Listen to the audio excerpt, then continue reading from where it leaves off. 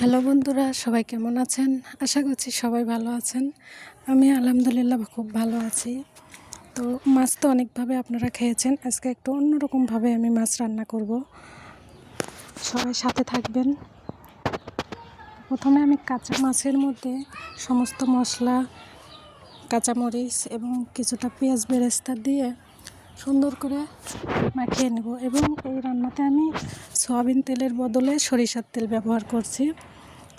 আসলে এই রান্নাটা সরিষার তেল দিয়ে করলে অনেকটা ভালো লাগে আর কি। আমার কড়াইটা দেখে আবার কেউ কিছু বলবেন না, কড়াইটা অনেক পুরনো, এই জন্য এরকম পোড়া পোড়া দেখা যাচ্ছে।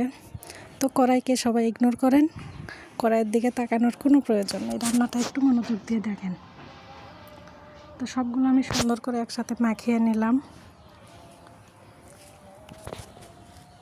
মাখানো হয়ে গেলে চুলায় দিয়ে দিব। দেখুন, চুলাতে দেওয়ার পরে অল্প কিছু পানি দিয়ে আমি এটা আগে কষায় নেব। ভালো করে কষানোর পরে তারপরে আরও কিছুটা পানি আমি এখানে অ্যাড করব। বেশি ঝোল রাখবো না, একদম হালকা।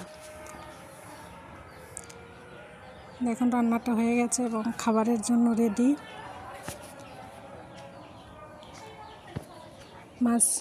এই মাছটা তাজা যখন বাজার থেকে কেনা হয় বা পুকুর থেকে উঠানো হয়, সেই সময় রান্না করলে ভালো লাগে।